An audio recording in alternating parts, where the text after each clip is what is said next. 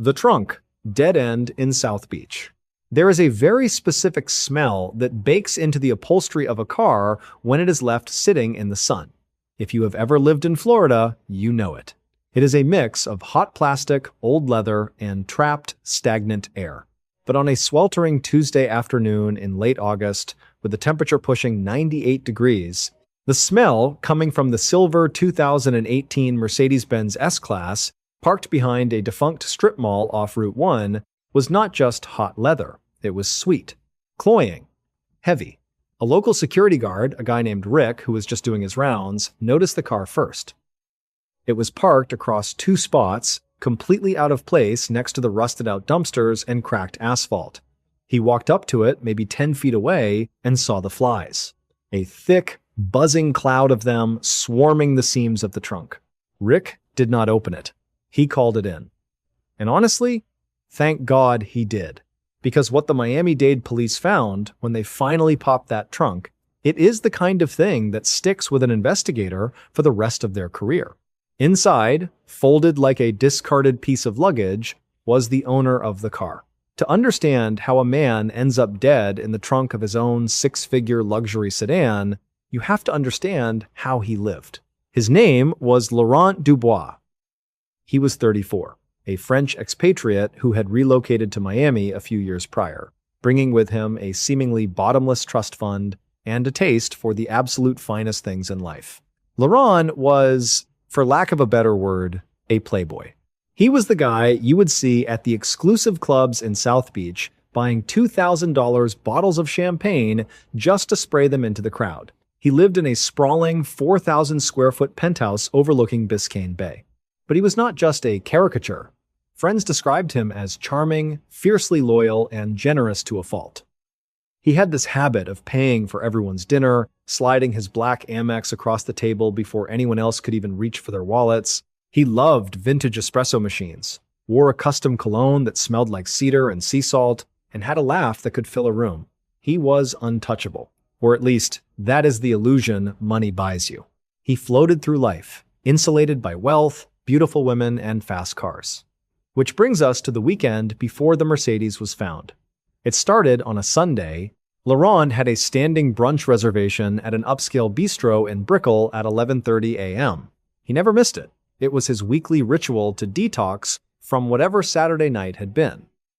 But that Sunday, his usual table sat empty. His best friend Julian tried calling him around noon. It went straight to voicemail. Not ringing, just dead. Now, at first, Julian did not panic. You know how it is. You figure, hey, it is Laurent. He probably met someone, went back to her place, and his phone died. It is the logical assumption. You always look for the mundane explanation before your brain goes to the dark places. But by Monday morning, Laurent's housekeeper, Maria, arrived at his penthouse.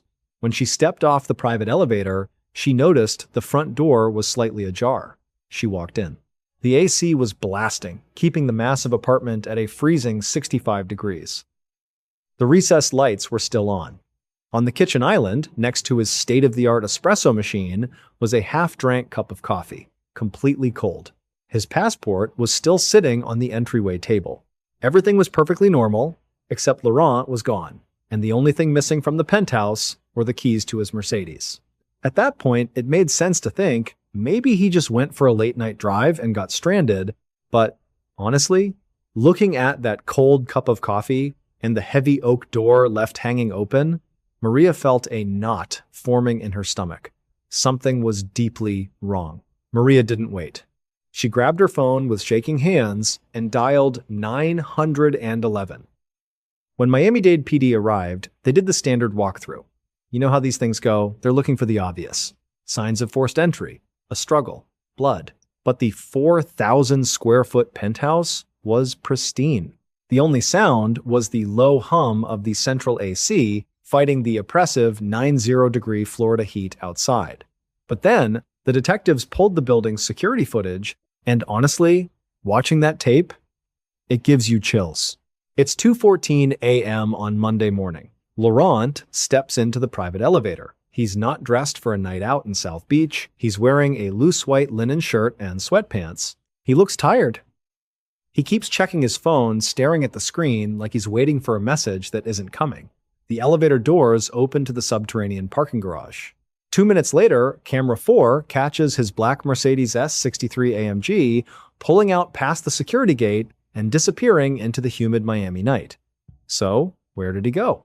At first, the police went with the most logical theory. You look at a guy like Laurent, flashy, European, driving a $150,000 car with a Rolex on his wrist, and you think, crime of opportunity, a carjacking. It happens. You stop at a red light in the wrong part of town, someone puts a Glock to your window, and that's it. But detectives also found something else. Digging through his bank statements, they noticed a massive cash withdrawal just 3 days prior. 50 grand pulled straight from his trust account. Rumors started swirling around his social circle about a high-stakes underground poker game in Coral Gables. A game where you don't just walk away if you owe the wrong people. Suddenly, the narrative shifted. It all made sense, right? It wasn't a random carjacking. It was a targeted hit over a gambling debt. The police figured Laurent went out at 2 a.m. to pay off a bookie, things went sideways, and they took him out, stole the cash, and dumped the car in a swamp. It was a neat, tidy explanation. It gave the chaos a reason. Until 3 days later. It was a Thursday afternoon when a call came into dispatch. A local business owner reported an abandoned vehicle parked behind a half-empty strip mall off US 1 down near Homestead. It was about 30 miles south of Laurent's penthouse. The car was parked crookedly behind a dumpster, baking in the relentless afternoon sun. It was a black Mercedes S63 AMG. When the detectives pulled up to that dusty, sun-baked lot, they expected to find a shell. If it was a robbery or a gang hit, that car should have been stripped for parts. No rims, no catalytic converter, no stereo. But it wasn't. The car was completely intact. A fine layer of yellow pollen and dust coated the windshield, but the custom wheels were still there. And this is where the whole robbery theory just completely shatters. One of the detectives walked up to the driver's side window, cupped his hands over his eyes to block the glare, and looked through the heavy window tint. Sitting right there on the passenger seat, in plain view, was Laurent's platinum Rolex Daytona, a watch worth easily $40,000, just sitting there. If someone killed him for money, why leave the watch? The detective tried the door handle. Locked. He walked around to the back of the vehicle, and as he got closer to the rear bumper, he stopped. There's a smell that cops know. You can't unsmell it. It's heavy, sweet, and sickening. And it was seeping out through the rubber weather seals of the trunk, amplified by the 100-degree heat inside the metal body of the car. They popped the trunk. I need you to just pause and picture this for a second. The blinding Florida sun, the sound of traffic humming from the highway, and this horrific, quiet scene behind a discount furniture store. Inside the trunk was Laurent. But he hadn't been robbed. When the forensics team carefully processed the scene, they found his wallet still in the pocket of his sweatpants. It was stuffed with over $2,000 in $100 bills. His black Amex was untouched. The realization hit the detectives like a punch to the gut. This wasn't about a poker game. This wasn't a carjacking gone wrong. The money didn't matter. The car didn't matter. Someone wanted Laurent dead. And worse. They wanted him to be found exactly like this. The medical examiner's report took 2 weeks to come back. And honestly, when the lead detective read it, he had to sit down. He had to physically sit at his desk and just process it. Because Laurent wasn't shot, he wasn't stabbed, there was no blunt force trauma to his skull, no poison in his toxicology report. He died of hyperthermia.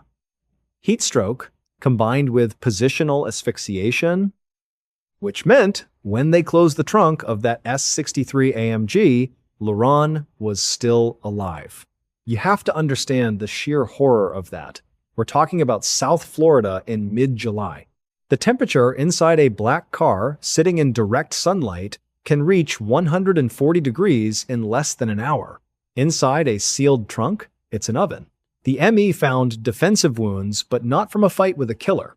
His fingernails were torn, the rubber weather stripping on the inside of the trunk lid was shredded. He had spent hours fighting, clawing, kicking at the metal, screaming into the dark, while cars hummed by on US 1 just a few hundred feet away.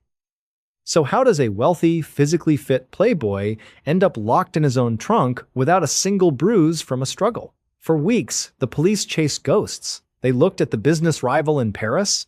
They looked at the estranged wife. Both had rock-solid alibis, red herrings that ate up hundreds of man-hours. But the truth? The truth was hiding in plain sight, buried in a piece of technology we all carry around without thinking twice. Laurent's phone was never found. But his iCloud was still active. And when cybercrimes finally cracked the location data, they didn't just find out where he had been, they found out who was with him. It wasn't a cartel hitman. It wasn't a jealous husband. It was his personal driver and fixer, a quiet, unassuming guy named Elias. A guy who had been fetching Laurent's dry cleaning, booking his flights, and cleaning up his messes for 5 years. Elias was practically invisible. He was sort of just part of the furniture. But Elias had a secret. Over the last 2 years, he had been quietly siphoning money from a blind trust Laurent had set up for a real estate venture. Not millions, just enough to cover his own gambling debts. A few thousand here, a few thousand there, but Laurent, despite his careless playboy image, was actually meticulous about his ledgers. He had found out. Which brings us to the reconstruction. The present tense play-by-play of what actually happened that Tuesday night. It's 11:45 p.m. Laurent is in the underground parking garage of his penthouse building. He's wearing his sweatpants, relaxed, probably just coming down to grab something from the car. He's not on guard. Why would he be? Elias is waiting by the Mercedes. He tells Laurent there's an issue with the rear suspension, something he needs him to look at. It's a stupid, simple lie. But Laurent trusts him. He walks to the back of the car, he leans over to look, and Elias just pushes him hard. Laurent loses his balance, tumbles forward into the massive deep trunk of the AMG. Before he can even register what's happening, before he can even yell out, Elias slams the heavy trunk lid shut. Click! The electronic lock engages. Elias doesn't panic. He calmly gets into the driver's seat. He turns on some music and drives out of the garage. He drives 30 miles south, listening to the muffled thumps from the back of the car. He parks behind that discount furniture store in Homestead, turns off the engine, and walks away. The $40,000 Rolex sitting on the passenger seat? Laurent had taken it off earlier and left it in the cup holder. Elias deliberately moved it to the seat, leaving it along with the cash in Laurent's pockets to make it look like a message, a hit.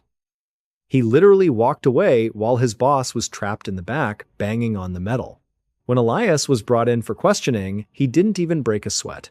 He sat in the interrogation room, sipping stale coffee, and played the grieving employee perfectly, until the detective slid a printout across the table. It was the telemetry data from the Mercedes. Modern cars, especially high-end ones, record everything. The data showed the trunk opening at 11:47 p.m. in the penthouse garage, and it showed the driver's seat weight sensor registering exactly 165 pounds, Elias's exact weight, for the 30-mile drive to Homestead. Elias just stared at the paper, the color completely drained from his face, the illusion shattered. The emotional aftermath of a case like this, it lingers. It sticks to the people who worked it. The lead detective later told a reporter that he couldn't sleep for months. Every time he closed his eyes, he thought about the sheer, suffocating panic Laurent must have felt in those final hours. A man who had the world at his fingertips, who flew first class and drank vintage champagne, reduced to clawing at carpet and rubber in the pitch black, sweating to death in a suburban parking lot. The case is closed now. Elias took a plea deal to avoid the death penalty. He'll die in prison. But there's one final detail. One last piece of evidence that didn't make the evening news, but it's the thing that haunts me the most. Laurent was wearing an Apple Watch. When the cyber team pulled the biometric data from the device, they didn't just see his heart rate spiking in a state of absolute terror, they saw exactly when it stopped. Elias locked him in that trunk at 11:47 p.m. on Tuesday. But Laurent didn't die that night. The data showed his heart finally flatlined at exactly 3:14 p.m. on Wednesday afternoon. Which means Laurent was alive in that trunk, baking in the suffocating heat of the Florida sun for over 15 hours. Unburned, the girl in the pink lanyard. Part 1. The fire and the flower bed. Firefighters hate brush fires in the suburbs. They're usually just a mix of wet cardboard, stale beer cans, and whatever garbage teenagers decided to light up behind the local CVS. So, when Engine 42 got the call at 3:15 a.m. on a muggy Tuesday in August, nobody was rushing. It was a standard dispatch to a gravel pull-off about 5 miles outside the city limits. Just a pile of burning debris. They hit it with the hose. The thick, acrid smoke cleared. And honestly, the captain thought it was a mannequin at first, but then the flashlight beam caught something. A neon pink lanyard, miraculously untouched by the flames, resting just a few inches from what was left of a human hand. The killer had tried to burn everything. They wanted to erase her completely, to turn the evidence into ash and let it blow away in the Ohio wind. But fire is unpredictable, and they failed. So, let's back up. 72 hours earlier. Meet Chloe. She is 26. She lives in one of those sprawling, cookie-cutter subdivisions in central Ohio where every third house has a basketball hoop in the driveway and the nearest grocery store is a 5-minute drive down a 4-lane highway. Chloe was not living some glamorous cinematic life. She was a dental hygienist who practically lived in her navy blue scrubs. She had a bad habit of leaving half-drank iced coffees from Dunkin' on the roof of her 2014 Honda Civic. She was currently fighting a losing battle against the crabgrass in her front yard. And she had this treadmill in her living room. It had been broken for 6 months, stuck on a 10% incline, so she just used it as a very expensive coat rack. Later on, that treadmill would become one of the most confusing pieces of this entire investigation. But we will get to that. She was normal. She was someone you would stand behind in line at Target, completely unaware of the target on her back. That Friday evening started out exactly like any other. Chloe clocked out at 5:30 p.m. She texted her mom at 6:15 p.m. saying she was picking up a pizza and heading home to binge-watch reality TV. We know she made it home.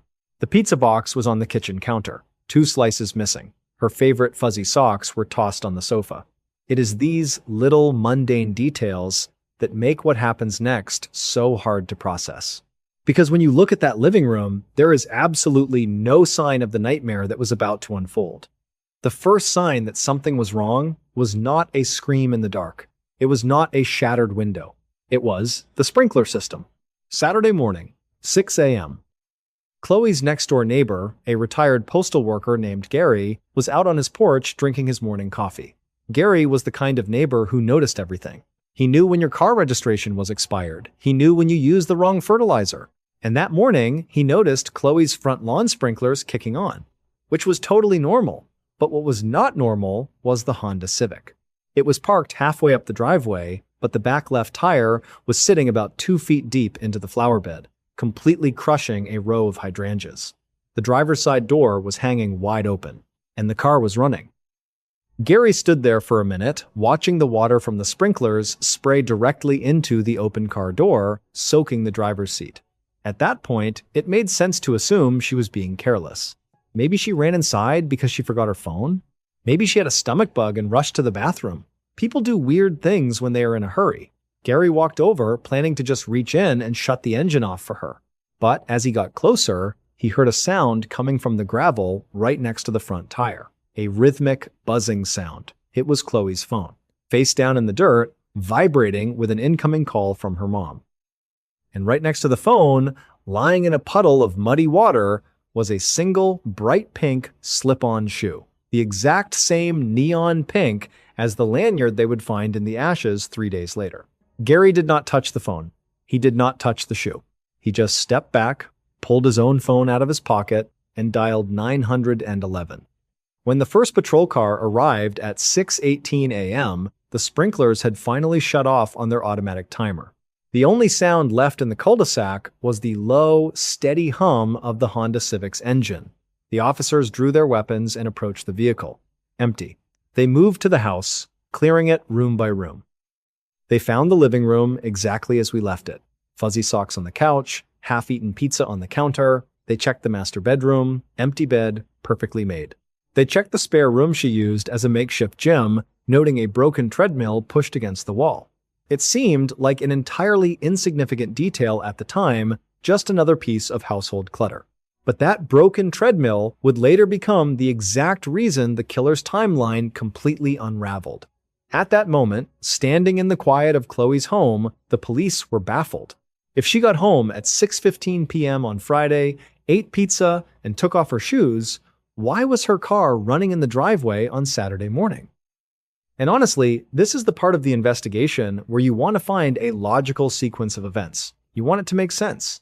But then, a crime scene technician leaned into the idling Honda to finally turn the key, and they noticed something that made the blood drain from the lead detective's face.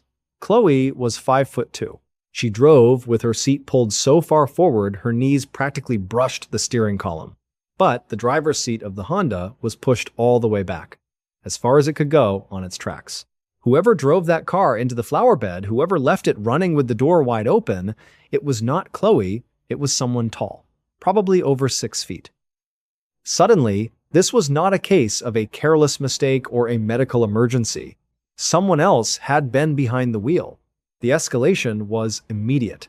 Police began canvassing the neighborhood, knocking on doors, waking up confused families, and it did not take long for a narrative to form. A neighbor 3 doors down, an elderly woman who suffered from insomnia, told police she had been looking out her window around 3 a.m. She saw a vehicle idling near the community mailboxes, a white panel van. Which brings us to Travis. Travis was Chloe's ex-boyfriend. They had dated for 2 years, and the breakup, which happened just 3 weeks prior, was notoriously messy.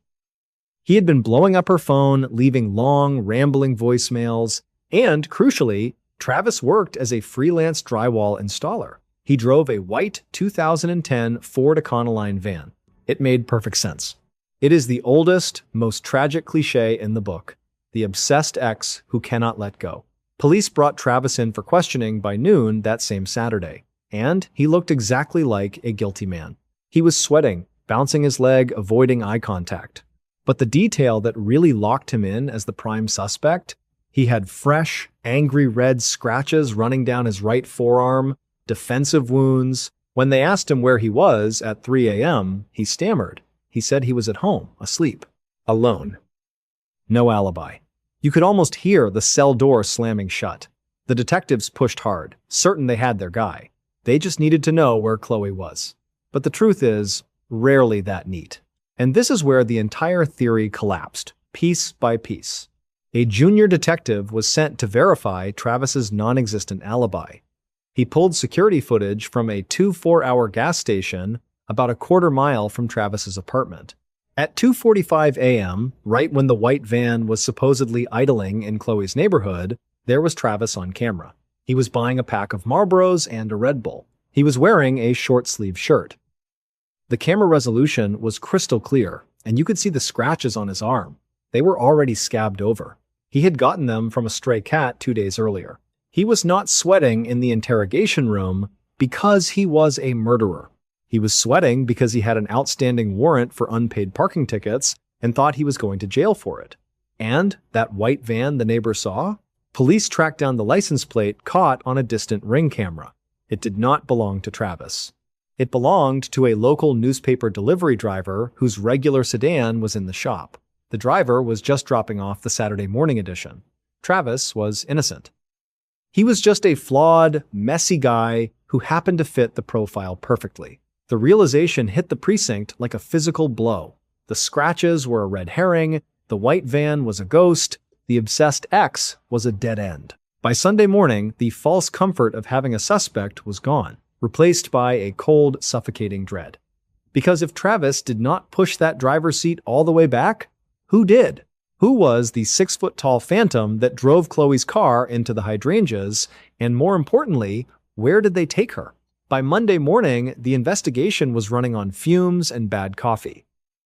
Detectives were back at square one, combing through Chloe's digital footprint, looking for any anomaly. And honestly, sometimes cases are not cracked by brilliant detective work. Sometimes they are cracked by a stroke of pure, dumb luck. Or, in this case, a sudden downpour. About 15 miles outside of town, out past the suburban sprawl where the roads turned to dirt, and cell phone service drops to zero, there is a stretch of state game lands.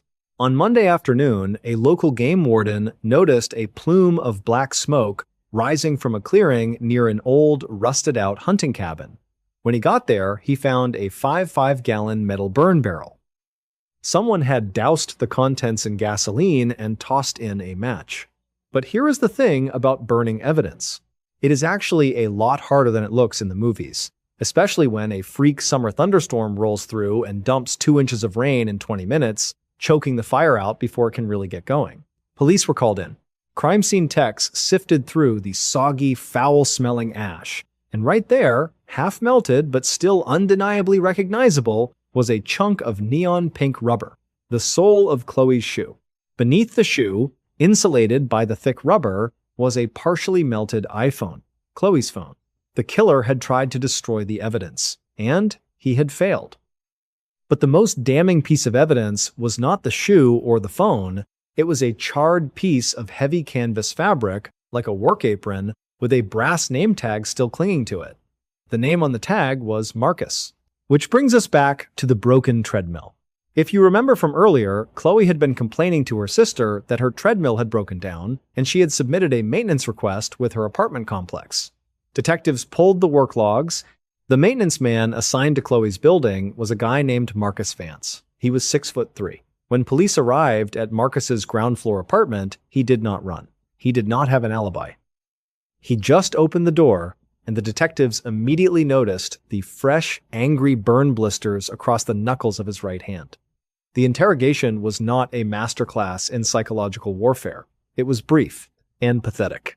Marcus was not a criminal mastermind. He was just a quiet, deeply disturbed man who had access to the master keys. He had gone in to fix the treadmill on Friday afternoon. But he did not leave. He waited in her closet. For hours. When Chloe came home, he attacked her. He panicked, put her in the trunk of her own car, and drove her out to the hunting cabin. He pushed the seat all the way back because he was 6'3". He crashed into the hydrangeas because he was shaking so hard he could not keep his foot on the brake. The truth is, there was no grand conspiracy. Just a terrifying, random act of violence by a man who was supposed to be fixing a motor. The emotional fallout of something like this does not just fade. Chloe's sister had to go back into that apartment to pack up her things. She later said the silence in that room was the loudest thing she had ever heard. Every time she looked at the treadmill, now perfectly repaired, she felt physically sick. The mundane had become monstrous. The vulnerability of living alone, of trusting the people who have the keys to your sanctuary, it shatters your worldview. Marcus Vance pled guilty to avoid the death penalty. He is in a maximum security prison now, locked away for the rest of his natural life. You would think that would bring closure, a neat, tidy ending. But there is one final detail. One last piece of evidence that did not make the evening news, but it is the thing that still keeps the lead detective awake at night. Remember that partially melted iPhone they pulled from the burn barrel? The FBI tech lab managed to extract a fraction of the data from the damaged logic board. Most of it was corrupted. But they did recover one file. A short video clip recorded at 4:15 p.m. on the day Chloe went missing. It was not recorded by Chloe. She was still at work. It was recorded by Marcus, from inside her closet. And in the background, you can hear the sound of Chloe's front door unlocking. She was home, and he was just waiting. The architecture of delusion. The Deschutes County case. There's something uniquely terrifying about losing trust in your own measurements. Not ghosts, not monsters, not some shadow moving in the corner of your room. I'm talking about the absolute collapse of your confidence in objective reality itself. The moment your tape measure says one thing, your eyes say another, and your brain quietly decides the world is no longer obeying the rules it's supposed to. That's what happened in Deschutes County, Oregon in the fall of 2019. And honestly, the reason this case still unsettles psychologists isn't because of violence or gore, it's because nothing supernatural happened at all. Everything had an explanation, but by the time the explanations arrived, 2 people had already destroyed their lives. It started with a 911 call on October 14th. The caller was calm, too calm. No screaming, no crying, just a man whispering, "You need to send someone." but tell them not to look at the trees. The geometry is wrong. Then, the line disconnected. Deputies drove out to Pine Ridge Road, expecting a mental health crisis or maybe somebody high on meth. Rural Oregon law enforcement gets plenty of both. What they found instead was deeply strange. Every window of the house had been boarded shut from the inside. Not haphazardly either, carefully, methodically. 3-inch decking screws driven through thick plywood into the window frames, every seam sealed with duct tape to block outside light. The deputies had to breach the front door. Inside, the house was pitch black. David and Elena Miller were sitting cross-legged in the living room, wearing heavy polarized sunglasses despite the darkness. The walls were covered floor to ceiling in black marker equations. Thousands of them. Measurements, angles, ratios, distances repeated over and over again like ritualistic prayers. The couple claimed the dimensions of the house were shrinking. Not metaphorically, literally. They believed the hallways were narrowing by fractions of an inch every night. And for 4 straight months, they had barricaded themselves inside trying to map the collapse. To understand how 2 educated adults reached that point, you have to rewind to when everything still looked normal. David and Elena were the definition of an ordinary couple. David worked remotely as a logistics data analyst. Elena was a freelance graphic designer. In 2018, they bought a fixer-upper outside Bend, Oregon, a quiet property surrounded by dense pine forest and wet Pacific Northwest fog. Their digital history from that period is painfully mundane. Pinterest boards about bathroom tile, receipts from Home Depot, photos of their dog Buster rolling in fresh snow, arguments over paint colors, the kind of life so ordinary it almost hurts to look at afterward. The first disturbance appeared in late November after a snowstorm. David noticed a bright orange utility line spray-painted near the edge of the driveway. At first glance, it looked harmless, probably a county marking for underground cable work. But when David called the county office, they told him no work orders existed for Pine Ridge Road. That should have been the end of it. Instead, David measured the line's distance from the mailbox post, 14 feet, 2 inches. The next morning, he measured it again, 13 feet, 11 inches. Then 13 feet, 6 inches. He became obsessed.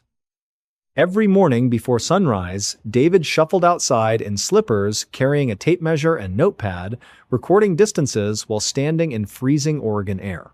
At first, Elena tried to stay rational, and honestly, she found a perfect explanation. Frost heave. When frozen ground shifts, fence posts and mailbox supports can subtly lean. Measuring from the top of a tilted mailbox post could absolutely create the illusion that a painted line was moving. It made total sense. For 3 days, David relaxed. They ordered pizza, watched movies, texted friends. The crisis appeared over. But delusions are dangerous precisely because they can survive temporary logic. A few days later, a winter thaw softened the ground and corrected the mailbox alignment entirely. That night, Elena woke up at 3:14 a.m. and found David crawling across the hallway floor with a laser measurer and Sharpie marker. He had drawn a coordinate grid directly onto the hardwood floorboards. "The driveway was the mailbox," he whispered, "but the hallway shouldn't change." Elena tried to calm him down. Then she picked up the laser measurer herself, 34 inches.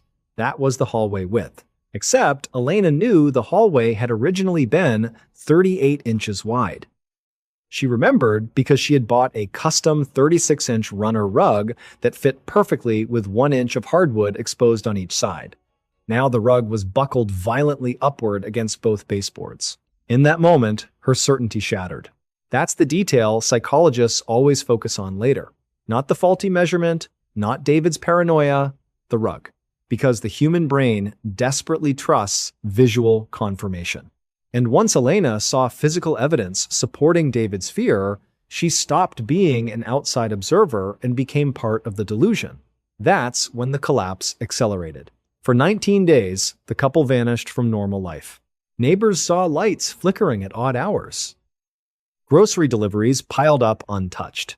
Their dog barked constantly inside the house.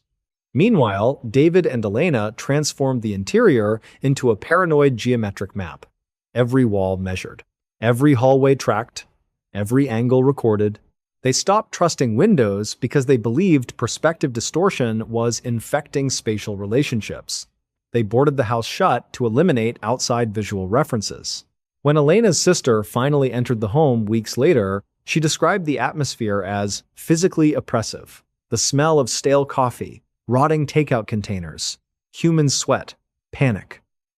She found them hiding in a bedroom closet, physically curled into themselves because they believed the ceiling was descending slowly enough to crush them over time. And here's the most horrifying part. Nothing in the house was actually wrong. The hallway hadn't narrowed, the walls hadn't shifted, the dimensions were unchanged. The entire nightmare hinged on two tiny failures stacking together at exactly the wrong moment. First, David had accidentally shoved a heavy console table sideways during one of his sleep-deprived episodes. The table leg snagged the hallway rug and bunched it upward against the baseboards, creating the illusion that the walls were squeezing inward. Second, the laser measurer was defective. A detective later tested it at the station and got wildly inconsistent readings. Dust contamination inside the optical sensor caused false measurements. That was it. A crooked rug, a broken measuring tool, and two exhausted people slowly feeding each other's fears in total isolation. The psychiatric diagnosis was folie à dos shared psychotic disorder. It's rare, but devastating. One person develops a delusion, and another emotionally dependent person gradually absorbs it until both operate inside the same false reality. David cracked first. Elena became the reinforcement system. Once both accepted the hallucination as objective truth, every new piece of evidence strengthened it further. That's the thing about the human brain. It does not experience reality directly. It builds reality. And once that construction process starts failing, logic becomes almost useless. David and Elena eventually recovered enough to function independently, but the relationship didn't survive. Friends later said they couldn't look at each other without remembering those 19 days trapped inside a reality that never existed. But the final detail in the case is what truly lingers. Months later, after therapy, investigators asked Elena a simple question. When did you finally realize the house wasn't shrinking? She thought about it for a long time before answering, and then she said something deeply unsettling. I still don't completely believe it wasn't. The dead airstream, a tour announcement, gone wrong. Imagine you're sitting in your living room, phone in hand, watching your favorite creator announce their upcoming tour. It's supposed to be exciting. The live stream chat is exploding with hearts, fire emojis, and people begging for dates in their city. Then, suddenly, the mood changes. Not from the person on screen, from the audience watching. The comments shift from, "Come to Chicago," to, "Who is standing behind you?" At first, the creator laughs it off, completely unaware. But you can see it. We all could. A motionless figure standing deep in the shadows of the empty auditorium behind him. And, the worst part? When police arrived 20 minutes later, the theater doors were still locked from the inside.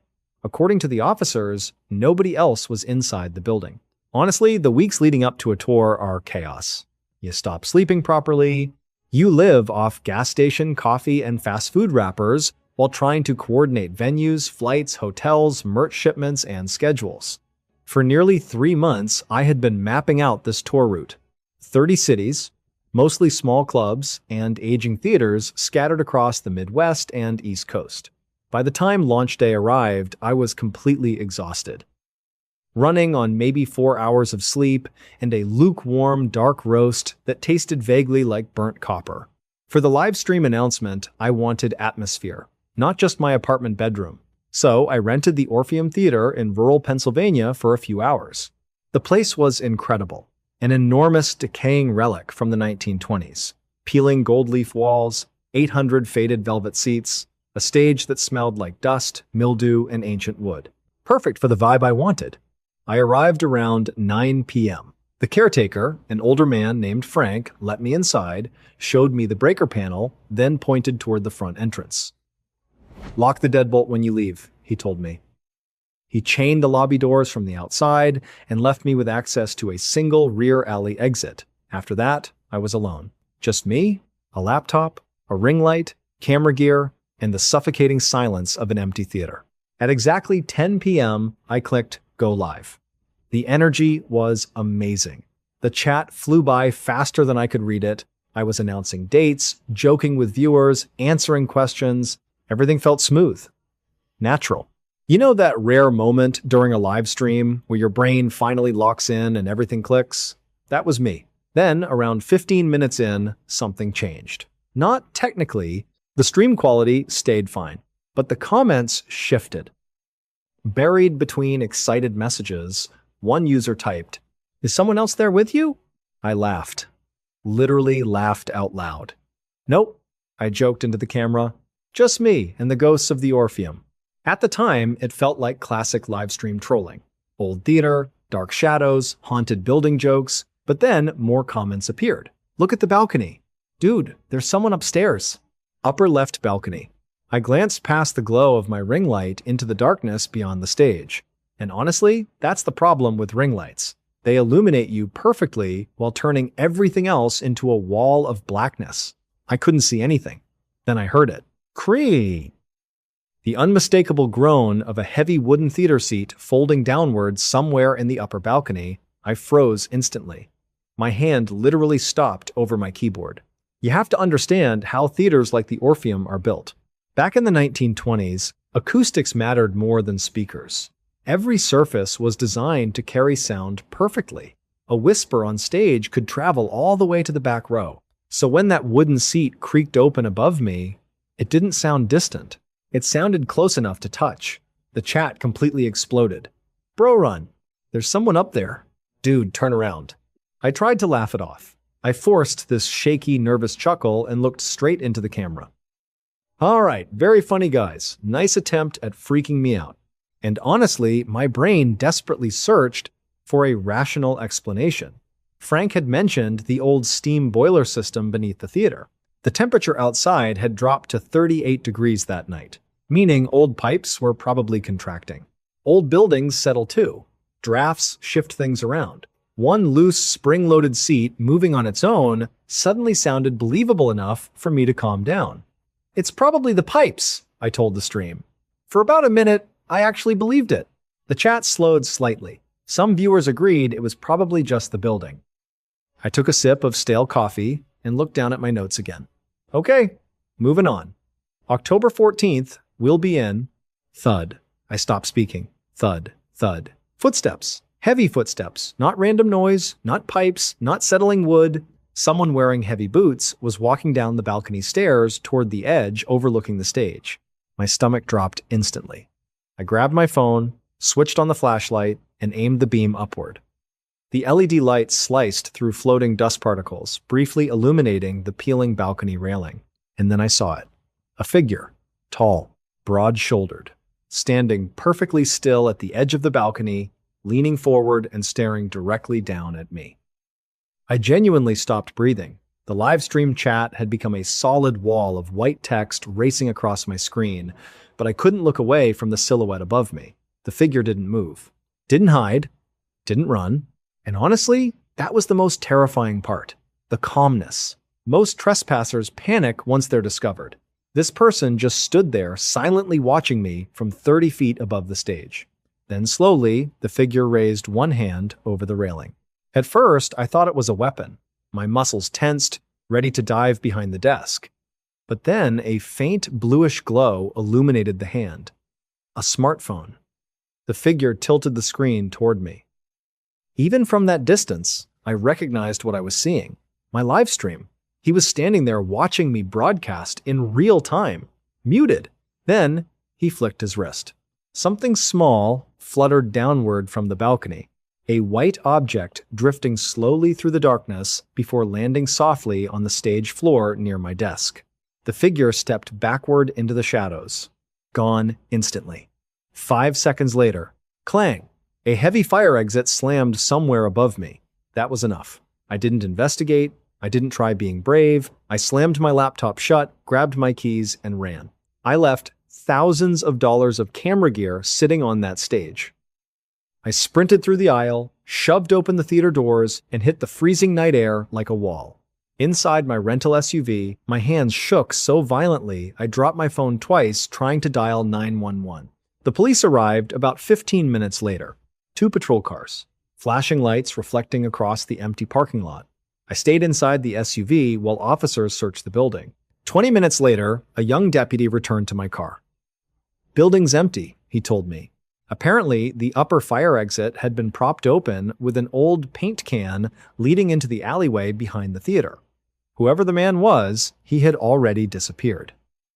But the deputy held something inside a clear evidence bag. "We found this where you said the suspect dropped it." He shined his flashlight across the plastic, and my blood went cold. Inside the bag was a printed spreadsheet, my unreleased tour itinerary. Not the public announcement version, the private internal schedule. Dates, venues, hotels, travel information, everything. Beside the October 14th, stopped the exact date I had been reading aloud when the footsteps started, someone had drawn a thick red circle. Next to it, written in jagged block letters, "See you there." At that moment, the situation stopped feeling random. This wasn't a squatter. This wasn't a prank. Someone had hacked our internal schedule, tracked my location to a tiny Pennsylvania town, and hidden inside a dark theater waiting for me to go live. The police escorted me back inside to retrieve my equipment. While searching upstairs, they discovered something else. Inside the projection booth behind the balcony sat fast food wrappers, empty water bottles, and a sleeping bag. The guy had been living inside the theater for days. I canceled the rest of the live stream immediately. Security was increased for every stop on the tour. And for the next 3 months, I spent every meet and greet scanning crowds for a tall, broad-shouldered man whose face I had never clearly seen. But honestly, the detail that still keeps me awake at night isn't the silhouette in the balcony. It's what I discovered the next morning. I was sitting alone inside a brightly lit diner reviewing the archived stream footage. I wanted to pinpoint exactly when the audience first noticed the noises upstairs, so I scrubbed back to the beginning. The first 20 minutes looked normal. Me laughing, drinking stale coffee, reading tour dates. Completely oblivious. Then I paused the video, turned my screen brightness all the way up. The audience had been wrong. They hadn't spotted someone in the balcony first. Barely visible in the darkness behind the stage curtains, roughly 15 feet behind my left shoulder, the silhouette was already standing there, motionless, watching me. For 20 straight minutes, that man had been standing on the stage behind me, before quietly walking up the stairs to the balcony. The Vending Machine King, a hit in suburbia. Honestly, if you ask any veteran homicide detective in Bergen County about the Vance case, they will all tell you the exact same thing. It looked exactly like a professional hit. A message. NN. When you walk into a house and find a husband and wife face down in their own dining room, each with two caliber bullets to the back of the head, and a stack of $50 bills left completely untouched on the kitchen counter. Your brain automatically goes to organized crime. It just makes sense. You don't leave cash behind unless the murder is the entire point. NN. But before we get into the blood, the theories, and the sheer procedural mess this case became, we need to talk about Arthur and Helen Vance. Because to understand why this crime didn't make any sense, you have to understand how spectacularly normal they were. Arthur was 68. He owned a regional chain of vending machines, a cash-heavy business, sure, which is exactly why the police initially leaned so hard into the mafia theory. But Arthur wasn't a mobster. He was a guy who wore New Balance sneakers to church and spent his weekends obsessing over the pH levels of his lawn. Helen, 65, was a retired middle school math teacher. They lived in a sprawling 4,000-square-foot colonial at the end of a quiet cul-de-sac in northern New Jersey. The kind of neighborhood where the biggest scandal is usually someone leaving their trash cans out a day too long. They drank Folgers coffee, they watched Jeopardy every night at 7 p.m. They were the physical embodiment of the American suburban dream. And which brings us to Tuesday, October 14th. It was the kind of crisp, overcast fall day where everyone is just going about their routine. But the Vance's next-door neighbor, a retired postal worker named Gary, noticed something that made him pause. Knit wasn't a scream. It wasn't the sound of breaking glass. It was water. The Vance's lawn sprinklers had been running since Sunday night. The driveway was completely flooded. water cascading down into the storm drain. And sitting right there at the end of the driveway, soaking wet and disintegrating into mush, was the Sunday paper. Then, Gary noticed the mail. 3 days' worth of junk mail and envelopes jammed into the brass slot on the front door. Gary walked over, his shoes squishing in the saturated grass. He figured maybe they had gone out of town to visit their grandkids in Ohio and forgot to set the sprinkler timer. He rang the doorbell. Nothing. He knocked on the heavy oak door. Silence. N. But as he leaned in, intending to peek through the sidelight window, he noticed the door wasn't fully latched. It was cracked open, maybe half an inch. N. And honestly, this is the moment Gary's life changed forever. Because when he pushed that door open, he wasn't met with the familiar smell of Helen's baking or the scent of fresh laundry. He was hit by a wall of cold air from the AC running on overdrive, mixed with the unmistakable, heavy metallic scent of dried blood and stale coffee. Gary didn't step past the entryway. He didn't need to. Just a few feet into the foyer, past a perfectly placed welcome mat, he saw a single beige New Balance sneaker. It was attached to Arthur's leg, which was protruding from the archway of the formal dining room. Underneath that sneaker was a dark, tacky pool of crimson that had seeped into the grout of the ceramic tiles. Gary backed out slowly, his heart hammering against his ribs, and dialed 911 from his heavy Motorola cell phone. When the first patrol cars arrived, their sirens cutting through the quiet suburban morning, the officers found a scene that felt fundamentally wrong. It wasn't just the violence. It was the juxtaposition of the violence against the utterly mundane backdrop of a Sunday morning routine. Helen Vance was found in the kitchen. She was still wearing her quilted pink bathrobe. A half-eaten blueberry bagel sat on a ceramic plate on the island, right next to the Sunday crossword puzzle, half filled out in her neat, cursive handwriting. Arthur was in his home office down the hall. Both of them had been shot twice in the back of the head. Execution style. And honestly, if you're a homicide detective in northern New Jersey in the late 90s, and you walk into a house where a business owner has been executed with double taps to the back of the head, your brain immediately goes to one place. At that point, it made perfect sense. Arthur owned a regional vending machine empire. If you know anything about the East Coast vending business, you know it's a cash-heavy industry. Quarters, dimes, crinkled dollar bills, it's an ocean of untraceable currency.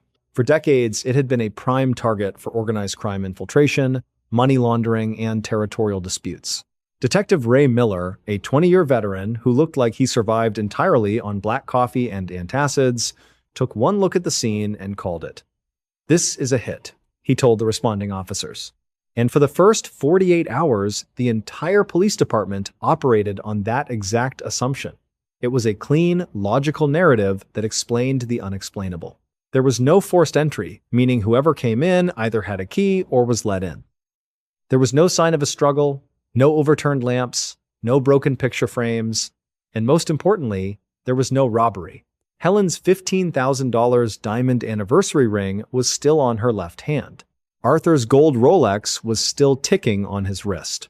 A stack of $200 in 20s sat untouched on the entryway table. Hitmen don't care about your Rolex. They care about the contract. The police threw everything they had at the mafia theory. They subpoenaed Arthur's business records looking for loan sharks, gambling debts, or union disputes. They brought in rival vending machine operators for aggressive, hours-long interrogations.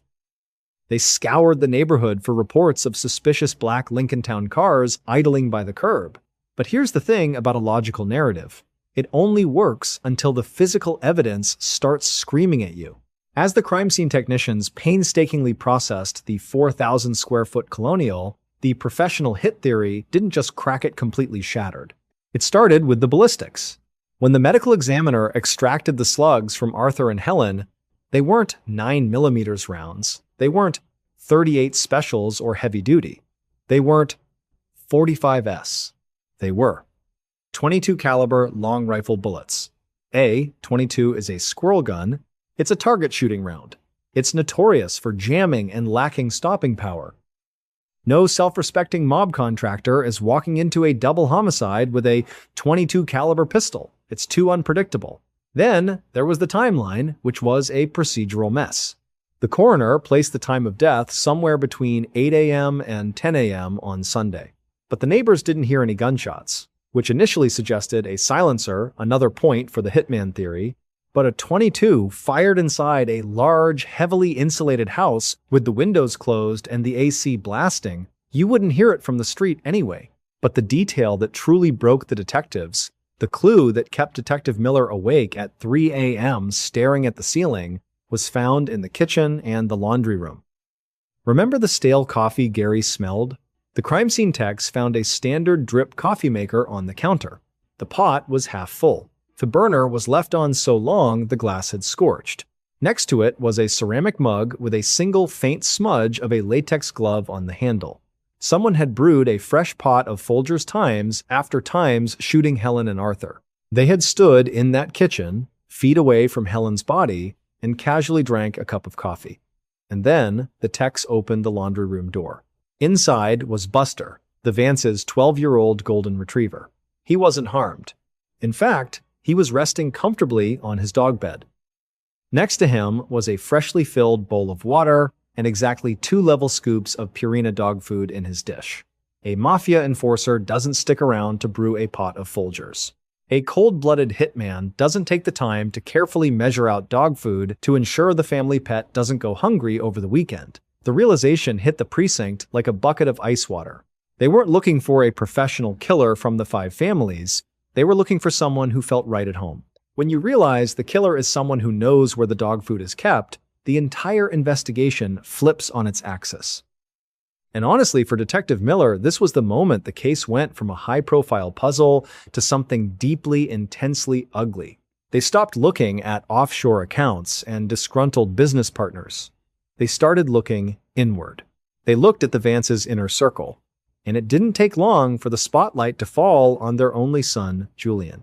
Julian was 29, living in a high-end condo in Boston, about 200 miles away from the New Jersey suburbs. When he was brought in for questioning, he played the part of the grieving son perfectly. He was tearful, cooperative, and frankly, he seemed terrified of the mob hit theory. He told police he had been in his apartment all weekend, binge-watching television and ordering takeout. But here is where the procedural messiness of real life trips up even the most cold-blooded plans. Julian was smart enough to leave his cell phone in Boston so it wouldn't ping any towers near his parents' house. He was smart enough to use an untraceable .22 caliber pistol. But he wasn't smart enough to account for the little plastic transponder on his windshield. Investigators pulled the EZ Pass records for his silver Subaru Outback. At 5:14 a.m. on Sunday morning, his car registered at a toll plaza on I-84, heading south. At 10:42 a.m., it pinged again, heading north. When Miller dropped that printout on the interrogation table, Julian didn't break down. He didn't cry. The grieving son act vanished, replaced by a blank, empty stare that Miller later described as looking into a dry well. Which brings us to what police believe actually happened that Sunday morning. It's about 8:15 a.m. Julian parks a block away from his childhood home. He walks across the damp suburban grass, unlocks the back door with his own key, and steps inside. Buster, the golden retriever, doesn't bark. He just wags his tail at the familiar face. Arthur is in the den, reading the Sunday paper. Julian walks up behind him, raises the gun, and pulls the trigger twice. Helen hears the noise and steps out of the master bedroom. Julian turns and fires once, and then comes the part that still haunts the detectives. Julian didn't panic. He didn't flee into the morning mist. He went into the kitchen, put on a pair of latex gloves, and brewed a pot of Folgers. Why? Because he had a 3-hour drive back to Boston, and he needed the caffeine. It wasn't some bizarre psychological ritual. It was chillingly practical. While the coffee was dripping, he noticed Buster's water bowl was low. So he filled it. He methodically measured out 2 level scoops of Purina. He poured his coffee into a ceramic mug, left the burner on, and walked out the door. The motive? It wasn't a multi-million-dollar mob debt. Julian had lost his tech job 6 months prior, was secretly facing foreclosure, and his parents had recently refused to give him another loan, telling him it was time he learned financial responsibility. He killed them for a $1.2 million life insurance policy and a colonial house. For the community, the truth was a devastating blow. The mafia hit theory, as terrifying as it was, had offered a weird kind of comfort. If the mob kills you, it's because you crossed a line. It means the danger is outside, separate from normal suburban life. But if your own son can shoot you in the back of the head and then make a cup of coffee in your kitchen, that shatters the illusion of safety entirely. It means the monster isn't a shadowy hitman in a Lincoln Town car. The monster is sitting at your Thanksgiving table. But the final aftershock, the detail that sticks with you long after you close the file, came from the digital forensics team. They pulled the call logs from the Vance's landline. At 11:30 a.m. on Sunday, about an hour after Julian had left the crime scene, the house phone rang. It went to the answering machine. The police have the tape. It's Julian's voice, bright and cheerful. "Hey Mom, Dad, just checking in. Hope Sunday's treating you well. Give me a call back when you get this. Love you guys." And if you listen closely to the background audio of that voicemail, beneath his cheerful tone, you can hear the rhythmic clicking of his Subaru's turn signal and the faint, distinct sound of a man taking a sip from a ceramic coffee mug. The Phantom of Heilbronn, the woman without a face. Here is a terrifying thought. You are hunting a killer. She is brutal, she is unpredictable, and she is completely invisible. Over the course of 15 years, she commits murders. She commits robberies. She breaks into homes across Germany, Austria, and France. She leaves her DNA at 40 different crime scenes. 40. But no one has ever seen her. No security camera has ever caught her face. No witness can describe her. The press dubbed her the woman without a face. And honestly, for a long time, investigators thought they were chasing a literal ghost. To understand how this nightmare started, we have to go back to the 23rd of May 1993. Idar Oberstein. It is a quiet, working-class town in southwestern Germany, the kind of place where the biggest daily drama is a neighbor parking a few inches too close to your driveway. The local police precinct smells like stale cigarette smoke and cheap drip coffee. It is a quiet Sunday morning. Lieslot Schlenger, a 62-year-old woman, is found dead in her living room, strangled. The weapon? A simple piece of wire.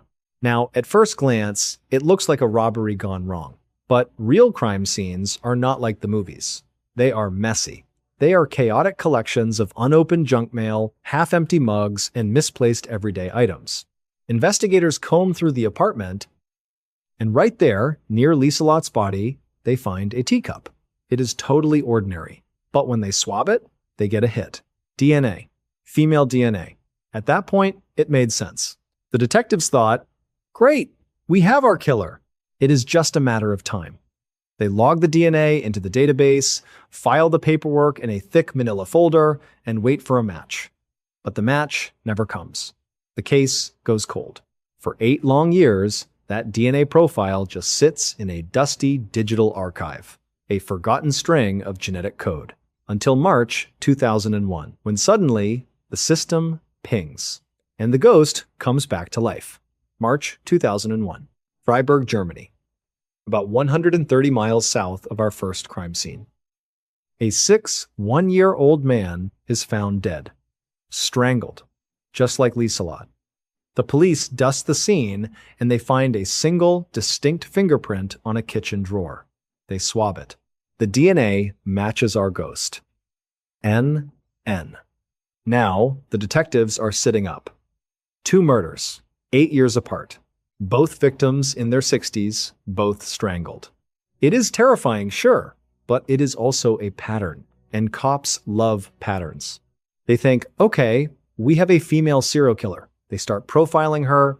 They imagine a cold, calculating woman, someone who blends in, a nurse maybe, or a caretaker, someone invisible. NN. But then the Phantom changes the rules. NN. In October 2001, her DNA is found on a discarded heroin syringe in a wooded patch near Gerolstein. A few weeks later, it is on a half-eaten cookie left behind after a trailer park burglary. Then, it shows up on a toy pistol used to rob a Vietnamese gem trader in France. Then, a stolen car in Austria. Then, a smashed window at a local optical shop. End. Honestly, if you are an investigator looking at this, your head is spinning. The map of her crimes looks like someone loaded a shotgun with red pushpins and just fired it at a map of Central Europe. She is everywhere. She is a ruthless killer. She is a petty thief. She is a heroin addict. She is robbing optical stores and stealing cars. And which brings us to the false explanation. Because human beings, especially detectives running on 3 hours of sleep and bad diner coffee, need things to make sense. The working theory shifts. The police decide they aren't looking for a lone, calculating mastermind. They are looking for a transient, a drifter. Probably someone deeply entrenched in the criminal underworld, maybe doing contract work for Eastern European gangs. She travels constantly. She lives off the grid. That is why no one can identify her. It is a solid, logical theory. And accept. It is completely wrong.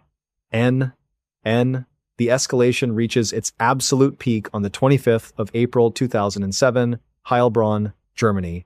A 22-year-old police officer named Michelle Kaiserwetter is taking a lunch break in her patrol car with her partner. It is a warm spring day. They are just sitting there, completely relaxed.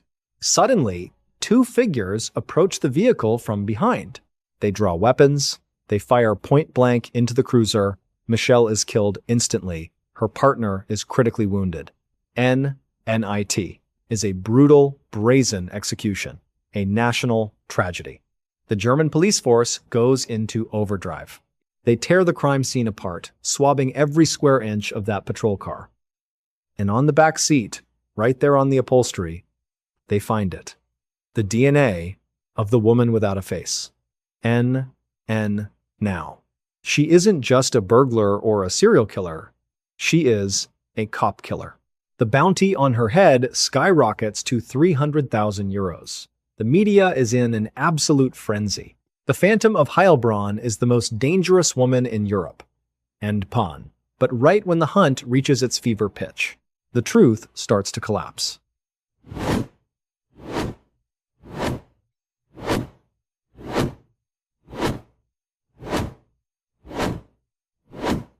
Number 2. 2008, investigators get a DNA hit from a crime scene in Saarbrücken. It is a pool of blood left behind after a vicious bar fight. The DNA matches the Phantom, but there is a massive problem. Witnesses, security cameras, and the sheer physical evidence all confirm one undeniable fact: the blood belongs to a man, a biological male. N. Detectives stare at the lab report, completely stunned. How can a female ghost leave male blood? The contradictions don't stop there. A few months later, her DNA is found on a rock used to smash a window in one town. But on that exact same night, her DNA is recovered from a break-in over 400 miles away. Unless this heroin-addicted, cop-killing drifter has access to a teleportation device, the timeline is physically impossible. The neat little theory of the transient gang member shatters into a million pieces. The investigators are left staring at a corkboard that defies the laws of space, time, and biology. They aren't hunting a master criminal anymore. They are hunting an impossibility. And honestly, this is the point where the entire investigation just stops. It hits a brick wall of pure, undeniable absurdity. You have hundreds of the best detectives in Europe staring at a map with pushpins that literally contradict the laws of physics. They are exhausted, they are humiliated, and frankly, they are desperate. It is March 2009. The police finally decide to do something they probably should have done years ago. They stop looking at the crime scenes, and they start looking at how they are processing the crime scenes. They look at the tools, specifically the cotton swabs. Now, keep in mind, police use these highly specialized, double-packaged cotton swabs to collect DNA. They buy them from a specific medical supply company in mainland Europe, a facility that prides itself on being sterile. Investigators decide to pay a visit to this factory. They start swabbing the factory workers, the people on the assembly line, and there it is, a ping, a 100% undeniable DNA match. The Phantom of Heilbronn, the woman without a face. The ruthless, teleporting, heroin-addicted cop killer who had terrorized a continent and racked up a massive bounty. She wasn't a mastermind. She wasn't a drifter. She wasn't even a criminal. She was a 1-year-old Polish immigrant, an elderly woman working a minimum wage job on a packaging line at a medical supply factory in Bavaria.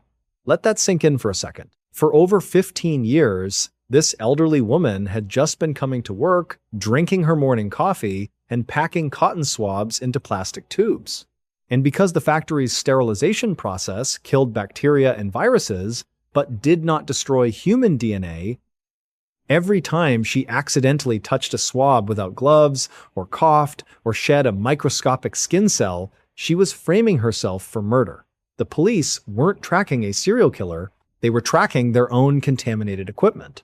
The fallout is, well, catastrophic. Doesn't even begin to cover it. It is a profound, historic embarrassment. Authorities had squandered over 16,000 hours of manpower. They had blown millions of dollars chasing a ghost. But the real tragedy? The emotional wreckage left behind. Think about the family of Michelle Kiesewetter, the 22-year-old police officer executed in her patrol car. For 2 years, her family was told, "We have her DNA. We are closing in on the killer." To sit those parents down and tell them, "We were wrong. We have absolutely nothing." That is a devastating conversation. And because the police were so blindly focused on the Phantom, the real killers who turned out to be a violent, far-right domestic terror cell were able to slip away and continue their reign of terror for years. Which brings us to the final unsettling truth of this whole ordeal. We watch these true crime documentaries, and we are conditioned to believe that DNA is gospel. It is the ultimate truth, the silver bullet. But science is only as flawless as the messy, careless humans administering it. Somewhere out there right now, there is a detective holding a plastic bag. Inside that bag is a piece of evidence that could send someone to prison for the rest of their life, or send a task force on a decade-long wild goose chase. And it all hinges on whether or not the person who made the bag happened to sneeze. The man who walked out of the grave. Let me ask you something. When you bury someone, when you stand there in freezing rain watching a heavy mahogany casket disappear beneath 6 feet of thick Ohio clay, you expect them to stay there, right? That's the unspoken agreement we make with death. On the 14th of November, 2005, David Miller died. It wasn't mysterious. A blown tire, black ice. A Ford Taurus wrapped around a concrete overpass pillar at 70 miles per hour.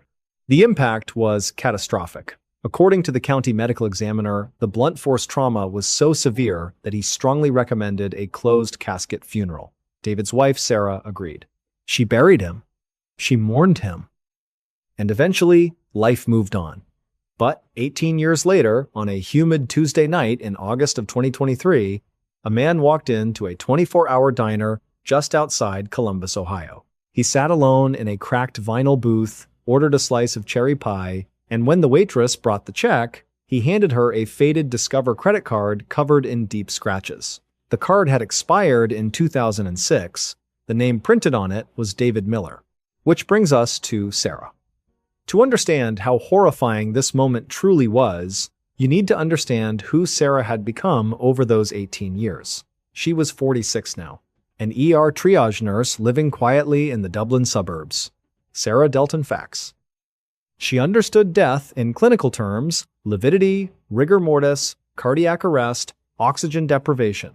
She had spent years rebuilding herself after losing David, slowly transitioning from grieving widow into someone whose Sundays revolved around grocery shopping, laundry detergent coupons, and expensive French roast coffee. She finally had stability, a routine, and honestly, that's exactly what made the disruption feel so violent. It started with a phone call at 8:15 p.m. Caller ID, Columbus Police Department. When Sarah answered, Detective Mark Evans spoke in a tired voice, roughened by too much bad coffee and not enough sleep. "Mrs. Miller." "I know this is going to sound strange," he began carefully, "but we have a man down here claiming to be your husband." At first, Sarah assumed it was identity fraud. It happens more often than people realize. Scammers steal information from obituaries all the time. Social security numbers, old credit accounts, insurance claims. It's ugly, cruel, but explainable.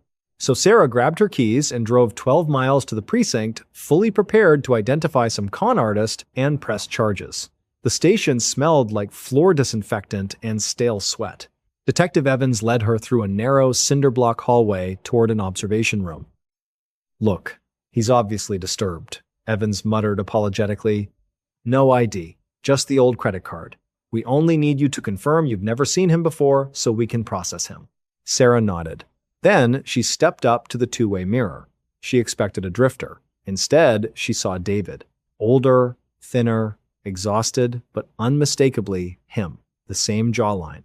The same thinning brown hair streaked with gray. And above his left eyebrow sat a faint crescent-shaped scar from a bicycle accident he'd had at 12 years old.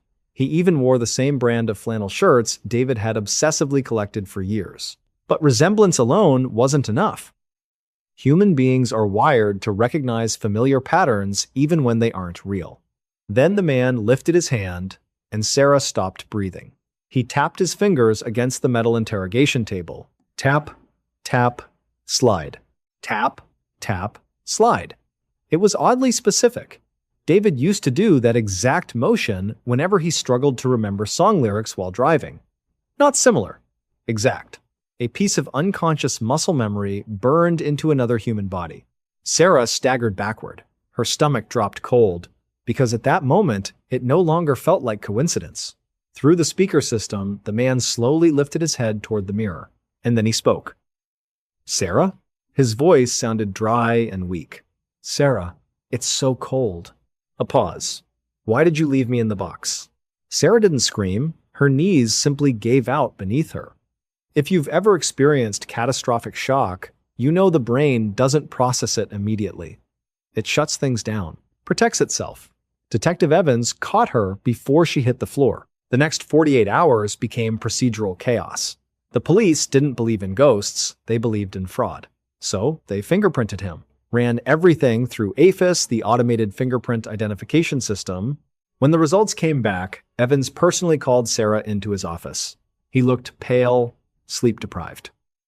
He slid a biometric report across the desk. 10-point fingerprint match, DNA consistency, dental alignment. Legally and biologically, the man in custody was David Miller. And honestly, this is where the human mind desperately searches for something logical to hold on to. The authorities eventually gave Sarah one. A psychiatrist named Dr. Eris Thorne proposed a theory called dissociative fugue.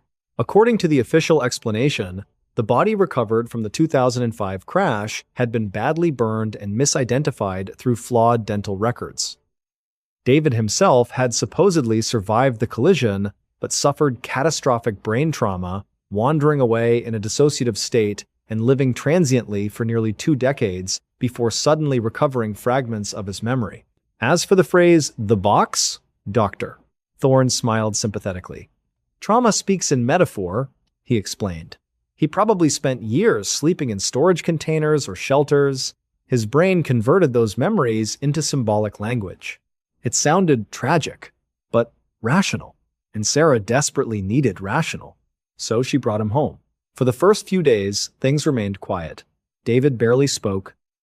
He spent hours sitting near the living room window, staring blankly into suburban streets while wrapped in one of his old flannel blankets.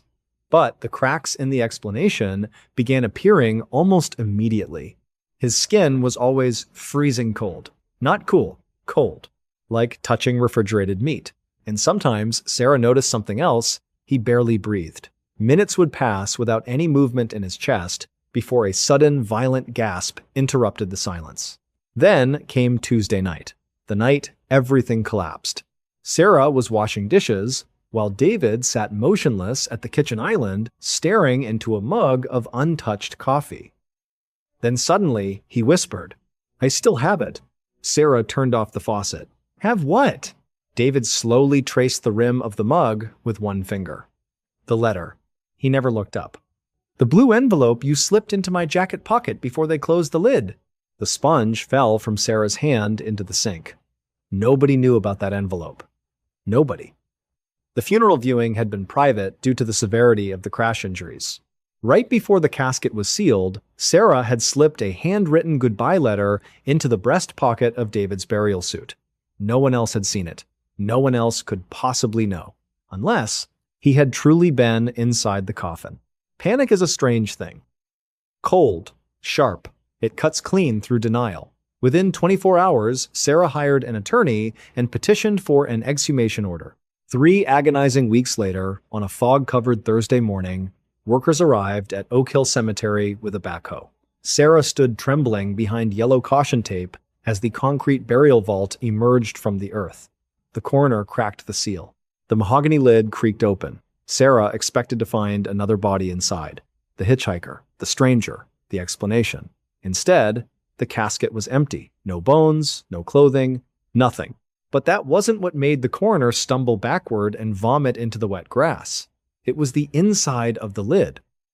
The white silk interior had been completely shredded apart, deep scratch marks carved through the fabric and wood, dark brown stains of dried blood soaked into the lining, and embedded inside the splintered mahogany were dozens of broken human fingernails. Honestly, the human brain is not designed to process something like that, because the moment you look down into that coffin, one horrifying realization tears straight through every psychological defense mechanism you have. David Miller had not died in the crash. The original medical report had been wrong, rushed, careless. He had likely fallen into a state of traumatic catalepsy, a condition so severe that his heartbeat and breathing became nearly undetectable with the limited equipment available in that small county morgue back in 2005. He woke up underground. Alone. In total darkness. The claw marks were proof of his final hours alive. Panic, suffocation, absolute terror. But that realization creates an even worse question. If David suffocated to death inside that coffin 18 years ago, then who or what was sitting in Sarah's house? The coroner shakily swept his flashlight across the empty interior of the casket. And that's when he noticed the roots. Massive, pale roots from a nearby oak tree had broken through cracks in the burial vault over the years, invading the coffin itself. Wrapped around those roots was something else. A thick network of pale fungal fibers, mycelium.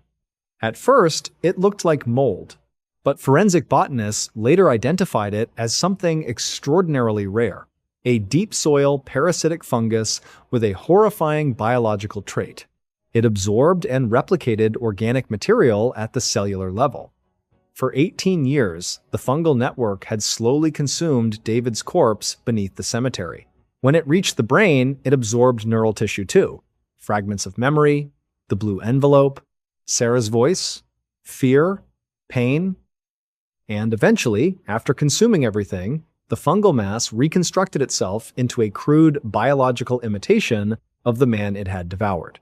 That explained the freezing skin, the unnatural breathing. There were no lungs inside that body, no organs. Just an elaborate colony of roots and fungal tissue imitating human life. Sarah sat in her car outside the house for nearly 20 minutes after hearing the explanation. The engine idled softly in the driveway. She stared at the warm yellow glow spilling from her living room windows. Her husband had died, buried alive in unimaginable terror. And she had unknowingly brought home the thing that consumed him. Finally, she forced herself inside. The moment she opened the front door, she noticed the temperature. The house felt damp, cold. The air smelled like wet soil, rotting leaves, and mildew. David was no longer sitting on the couch. He stood motionless in the kitchen corner with his back facing her. His movements looked wrong now, jerky, rigid, as though his joints didn't fully connect correctly. Then came the sound. A dry, clicking noise. Like branches creaking in winter. Slowly, the figure turned its head. Its mouth split open far wider than human anatomy should allow. The corners tore downward unnaturally. Inside, there were no teeth, no tongue. Only darkness, filled with writhing pale fibers. A cloud of fine white spores drifted from its throat as it struggled to speak in David's voice. Sarah. The sound cracked like dead leaves scraping asphalt. Down there. A wet, rattling inhale. It was so cold.